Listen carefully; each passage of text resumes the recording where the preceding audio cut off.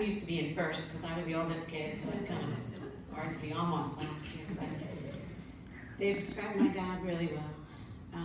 Growing up, the qualities that I appreciated about my dad was that he loved our mom. He just loved our mama. Their love and respect for each other gave us a very firm foundation in life.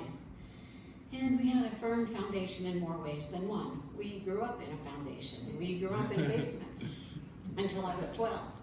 There were 6 of us living in 900 square feet with no interior walls except those that formed the single bathroom that we all shared. It's crazy to think of living that way now, but we were safe and we were happy and we were secure because of Mom and Dad. Another notable quality that you've already heard a lot about was that our dad could fix anything. They haven't really said this, but it wasn't always pretty what he fixed. It was often made from sheet metal or covered with duct tape, but it always worked. As I got older and spent more time trying to learn how to be an adult, I've come to appreciate another trait of my dad's, and that's his honesty. It's not just that he told the truth, but he faced life honestly. He looked at life's circumstances with clear eyes, even the hardships. He faced things square on. He did not shy away from trouble of any kind. He did not complain. I don't believe I ever heard him feel sorry for himself, or I don't think I ever saw him worry. That honesty was kind of tough sometimes. You know, there's a good and a bad side to everything. Maybe some of you in this room have experienced his ruthless honesty. He always told it like it was, and frankly felt that that kind of brutal honesty was really mandatory and admirable.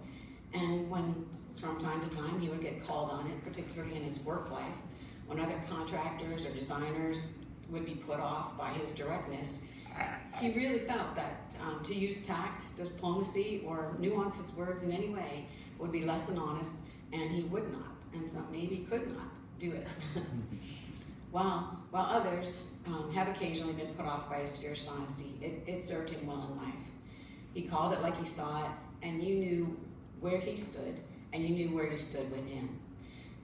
That honesty really served him well as he got older and life got harder, and he faced more and more adversity, whether it was the prostate cancer with all of its attending challenges, our mom's depression, her long suffering with colon cancer, becoming a widower 15 years ago, or losing almost all of his fishing buddies, one after the other, all except Billy Breyer, who's here tonight with Heather, and we're so glad that you guys made it. That's really wonderful.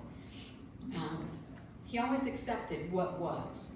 He did not complain or feel sorry, at least not for long. And he would stop and look at his options, pray for God's guidance, and then he stepped forward with faith and with hope, not wishing it were different, but bravely going forward with happiness and gratitude. Lots of gratitude. Dad was always thanking us for making a phone call to call him and say hello. What an example he set for us to follow, and I sure love my dad.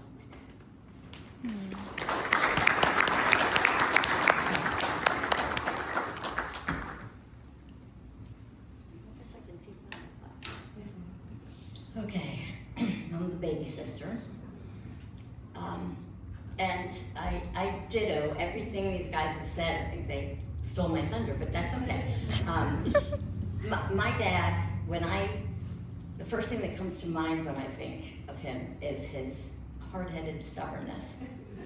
And I tried to think of, what story can I tell? There's too many of them. But I promise later when we're downstairs, I will tell a funny Wes hard-headed stubborn story.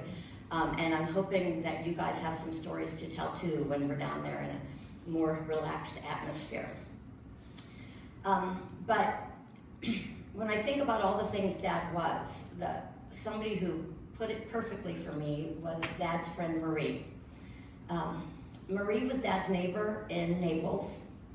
They were buddies. She was from Canada. He even tried to make her a Canadian flag for her antenna, but it wasn't as easy as making the American flag. Raise your hand if you have one of Dad's flags on your car. Yeah, there's a lot out there.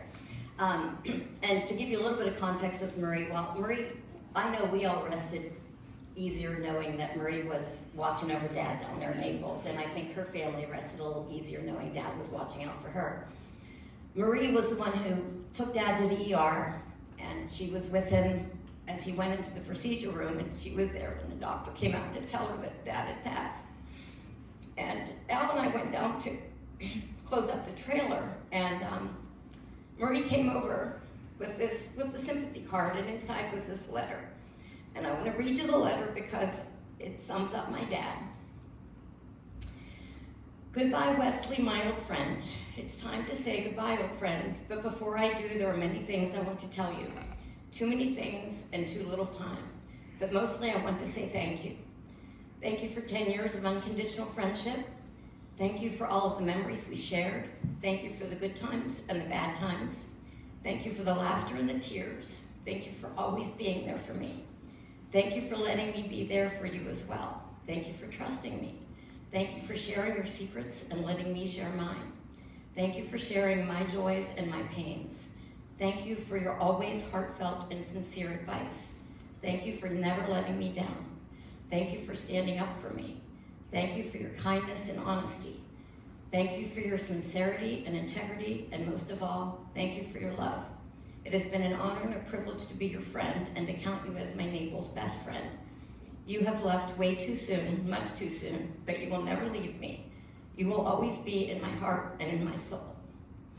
So between my siblings and my nephew and Marie, that pretty much sums up the man that Dad was, but his trust in the Lord was the standout thing. He trusted God with every fiber of his being. And ever since Dad fell and shattered his hip and his wrist during COVID, and a few health scares since, there are a couple of things that we heard often from Dad. One was, don't get old, kid. And the other was, I'm ready to go when the Lord is ready to take me.